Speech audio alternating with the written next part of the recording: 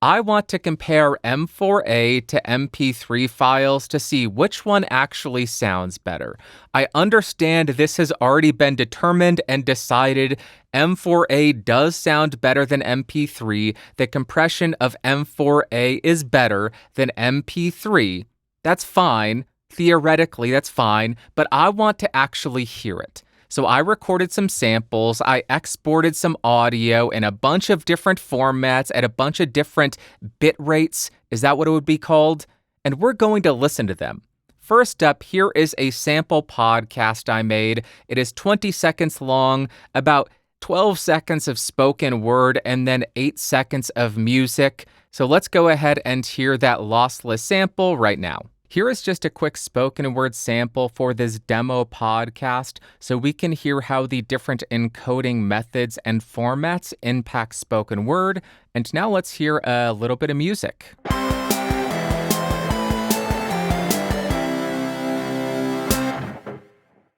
Now that you've heard the lossless version, let's jump to the comparison section where I exported a portion of that audio at a bunch of different bit rates for MP3 and M4a, 320, 192, 128, and 64 kilobits per second stereo. I will play M4a, MP3, M4a, MP3, so on and so forth, so you can hear the difference. Let's jump to that right now. Here is just a quick spoken word sample for this demo podcast. Here is just a quick spoken word sample for this demo podcast.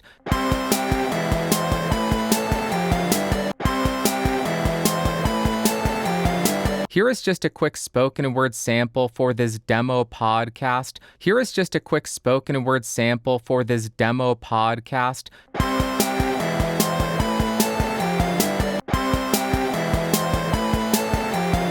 Here is just a quick spoken word sample for this demo podcast. Here is just a quick spoken word sample for this demo podcast.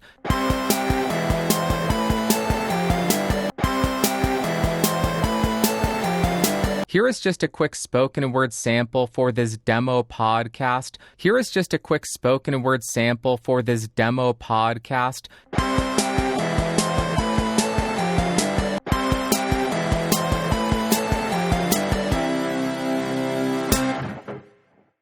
Now onto the most dull portion of this test, the null test. I am going to play the entirety of each of those samples in each format at each bit rate, and I have inverted the phase of those samples, and I am playing it against the original lossless file. This is going to output only the data that is lost due to compression.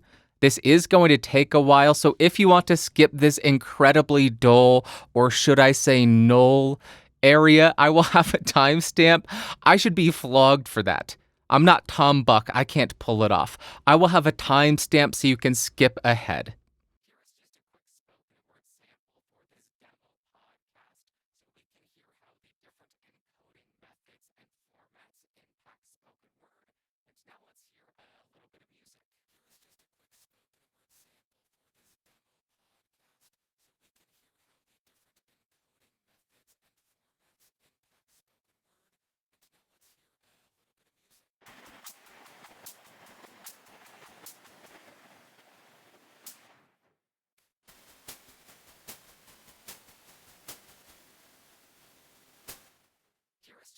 Spoken word sample for this demo podcast so we can hear how the different encoding methods and formats impact spoken word.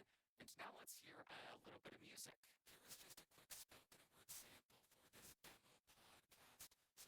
Here is just a quick spoken word sample for this demo podcast so we can hear how the different encoding methods and formats impact spoken word. And now let's hear a little bit of music.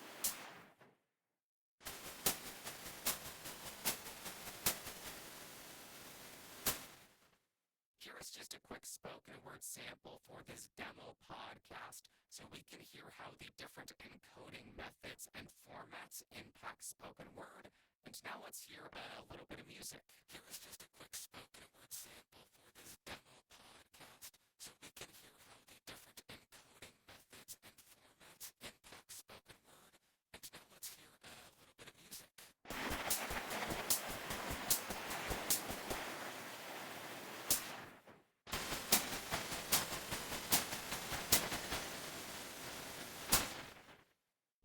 just a quick spoken word sample for this demo podcast so we can hear how the different encoding methods and formats impact spoken word. And now let's hear a little bit of music. Here is just a quick spoken word sample for this demo podcast so we can hear how the different encoding methods and formats impact spoken word. And now let's hear a little bit of music.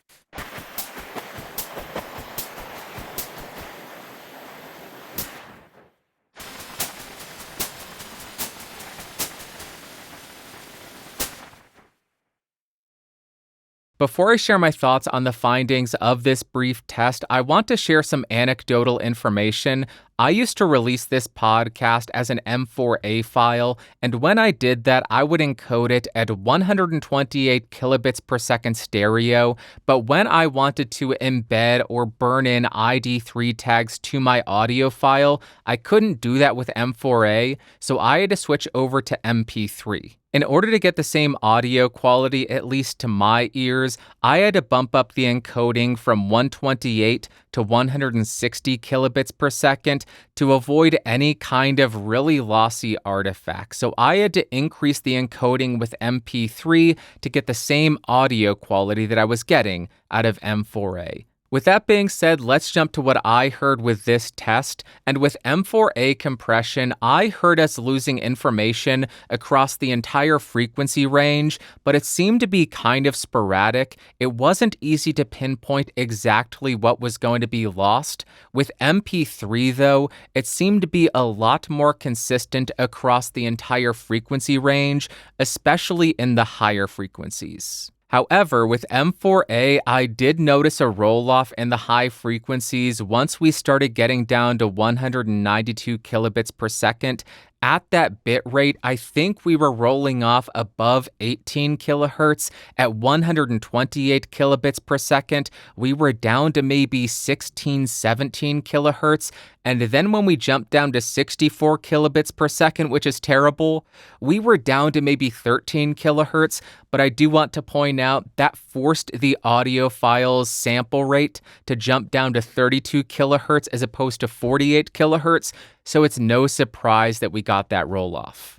And even though we are losing some high-end information due to that roll-off, I still think the M4a sounds a little bit better at 128 kilobits per second and higher because to my ears there was less artifacting. We aren't getting the full frequency range because I was seeing a roll-off, but what was still there sounded less artifacty and much more listenable. Maybe that's not fair. I don't think I should say much more listenable because both of them are fine at 128. At 192, they are fairly comparable. At 320, they are both fairly comparable and pretty easy to listen to. I don't think anybody is really going to complain about a 320 kilobits per second M4a or MP3.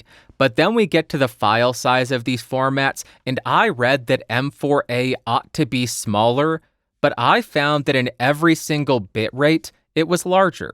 For 1 minute of audio at 320 kilobits per second, M4a was 2.6 megabytes, while MP3 is 2.4, and then just jumping down to 64 kilobits per second, MP3 was 0.63 megabytes, and MP3 was half a megabyte. So in every single instance, M4a was larger than the MP3 file. But with internet speeds being what they are nowadays, I really doubt anybody's going to complain about the file size of your audio-only podcast, because for an hour of 320 kilobits per second M4a, you're looking at 156 megabytes.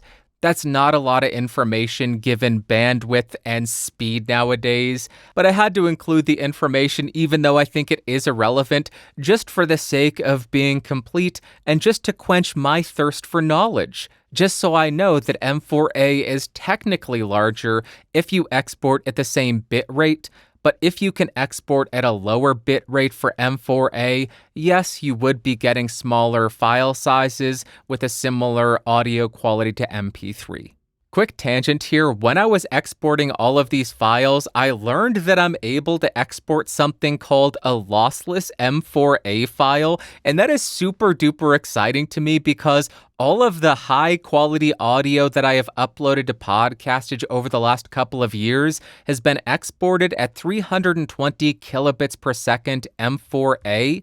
That is lossless, that is compressed. And the reason that I did that is my host and the built-in player do not accept and do not allow for WAV files. But if I am able to upload this lossless M4a file, now I will be publishing lossless. I am so stoked. That is going to be so exciting. I may go back and re-export all of those original files as lossless M4a and re-upload them. The file size is going to be massive compared to the M4a, but I think it's going to be worth it. And I did a null test against the original WAV file and it zeroed out. So there is no actual loss to the information.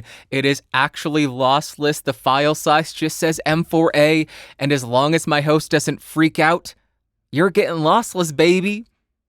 That is it for this test. Let me know what your thoughts are in the comments down below. What file format do you use to encode your music, to encode your podcast, to listen to stuff? M4a or MP3? Let me know in the comments down below.